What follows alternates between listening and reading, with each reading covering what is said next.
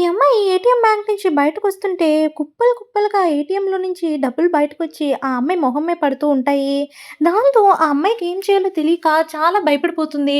వెంటనే ఆ బ్యాంక్‌కి కాల్ చేసి ఇలా డబ్బులొచ్చేస్తున్నాయి ఏటీఎం నుంచి అనేసరికి అక్కడున్న స్టాఫ్ వాళ్ళు అస్సలంటే అస్సలు నమ్మదు. "ఏంటి ఏం మాట్లాడుతున్నావు? ప్రాంక్స్ చేస్తున్నారా మీరు? ఇక్కడ ఇదే పనా మీకు?" అని చెప్పి తిడుతూ ఉంటుంది. నేను చెప్పేది నిజం అని చెప్పినా సరే ఆవిడ అస్సలంటే అస్సలు నమ్మదు.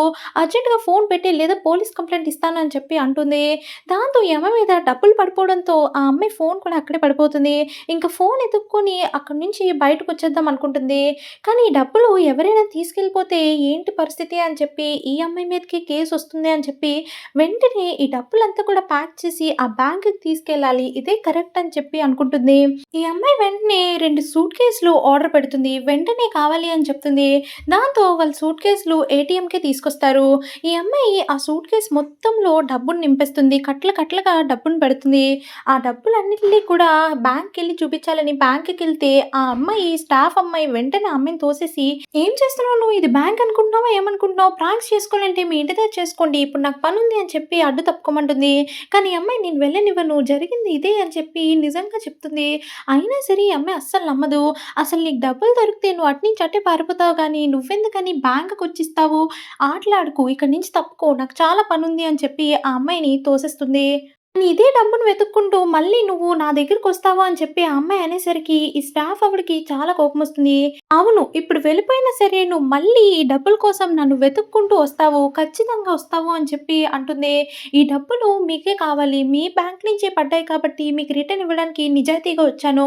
కానీ నువ్వు నమ్మట్లేదు అనేసరికి అయినా సరే ఆ స్టాఫ్ ఆవిడ అస్సలు కన్విన్స్ అవ్వదు. ఇలాంటివి మేము చాలా సార్లు చూసాము. ఇక్కడి నుంచి వెళ్ళిపో అని చెప్తుంది.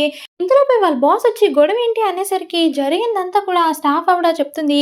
ఇలాంటివి ఎంకరేజ్ చేయకండి. ఆ అమ్మాయిని అర్జెంట్‌గా బయటకి పంపించండి అనేసరికి సరే అని చెప్పి ఆ అమ్మాయి అనుకుంటుంది. కానీ ఈ స్టాఫ్ ఆవిడ బాడీ గార్డ్స్‌తో ఈ అమ్మాయిని అర్జెంట్‌గా బయటకి గెంటేయండి అని చెప్పి బయటకి గెంటేసి ఆ సూట్ కేసులు కూడా విసిరేస్తారు.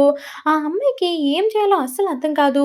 సరే అయితే ఈ డబ్బులన్నీ నావే అని చెప్పి మీరు సైన్ చేసి ఇవ్వండి అని చెప్పేసరికి ఆ స్టాఫ్ ఆవిడ వెంటనే సైన్ చేసి ఆ లెటర్‌ని ఆ అమ్మాయి మొహం మీద కొడుతుంది. స్టాఫ్ ఆవిడ ఇంక డిస్టర్బ్ చేయక ఇక్కడి నుంచి వెళ్ళిపో అని చెప్పి ఆవిడ కార్‌లో వెళ్ళిపోతుంది. వెళ్ళిపోతూ మేకప్ వేసుకుంటుంటే ఇప్పుడే అందిన వార్త ఏటీఎం బ్యాంక్ నుంచి చెల్లాచెదురుగా డబ్బులు బయటకొచ్చాయి. సీసీ కెమెరాలో మొత్తం రికార్డ్ అయింది అని చెప్పి న్యూస్ వస్తూ ఉంటుంది. దాంతో రేడియో విని స్టాఫ్ ఆవిడ షాక్ అవుతుంది. ఇదేంటి చెల్లాచెదురుగా డబ్బులు పడ్డాయా?